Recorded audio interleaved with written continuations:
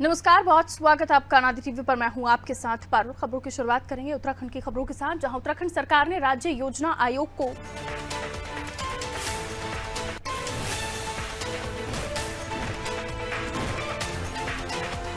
चलिए खबरों से शुरुआत करें तो देहरादून से खबर आपको बताएं, जहां नेपाल के उच्च स्तरीय प्रतिनिधिमंडल से मुलाकात हुई है। सीएम धामी ने उच्च स्तरीय प्रतिनिधिमंडल से मुलाकात की है। सीएम कैंप कार्यालय में दोनों के बीच मुलाकात हुई। मुलाकात में विभिन्न समसामयिक मुद्दों पर चर्चा हुई है।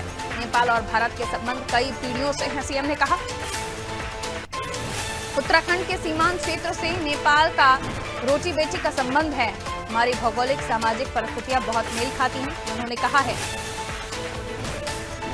हमने उत्तराखंड की परियोजनाओं को उन्हें दिखाया। उन्होंने हमें नेपाल आमंत्रित भी किया है। तो नेपाल के उच्च स्तरीय प्रतिनिधिमंडल से मुलाकात हुई है। सीएम धामी ने मुलाकात की है।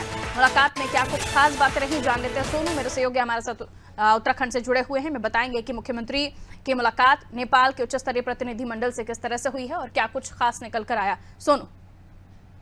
देखिए पारुल, कई ऐसे मामले हैं जो बहुत महत्वपूर्ण माने जा रहे हैं, क्योंकि अंतर्राष्ट्रीय सीमाओं से जुड़ा उत्तराखंड है। और ऐसे में जब नेपाल का प्रतिनिधिमंडल मुख्यमंत्री से बातचीत करता है तो ये अपने आप में अहम हो जाता है, क्योंकि कई मामले हैं। सीमा का विवाद है और आपसी, जैसे कि आपने स्वयं भी जिक्र किया कि रोटी बेटी का रिश्ता जो नेपाल के साथ उत्तराखंड का है, और जो सुरक्षा व्यवस्था है यानी कानून व्यवस्था है, उसको और कैसे मजबूत किया जा सकता है। आपको मालूम होगा पारुल, हाल ही में जो उत्तराखंड की सीमा है नेपाल से लगता है, काली नदी वाला जो क्षेत्र है, धारचूला वाला क्षेत्र, यहाँ पर जब एक पुस्ते का निर्माण किया जा रहा था तो उस वक्त नेपाल की तरफ से कई बार पथराव हुआ था। और इस पर दोनों ही देशों के प्रशासनिक अधिकारी जो हैं वो बैठे थे, इन्होंने बातचीत की थी और इसका समाधान निकालने की कोशिश की गई थी।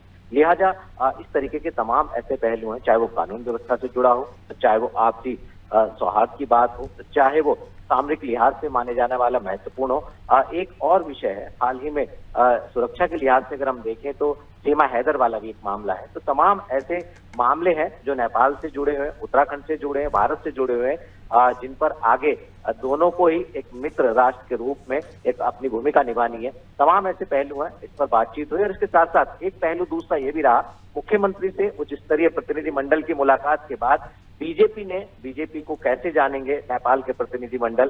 बीजेपी ने मित्र इस प्रतिनिधिमंडल का स्वागत किया और स्वागत करने के साथ साथ ये भी बताया बीजेपी के बारे में। तो आज का ये जो नेपाल के प्रतिनिधिमंडल का जो दौरा है उत्तराखंड का, ये कई मायनों में महत्वपूर्ण माना जा रहा है। बिल्कुल सुनो, अगली खबर पर आपसे जानकारी लेंगे, आप बने रहिए हमारे साथ। तो देखिए, नेपाल के उच्च स्तरीय प्रतिनिधिमंडल से मुख्यमंत्री धामी ने मुलाकात की है और काफी अहम मसलों पर बातचीत हुई है, जिसमें मुख्यमंत्री खुद कहते हुए नजर आए कि नेपाल से उत्तराखंड का रोटी बेटी का संबंध है और भी कई बातें उनकी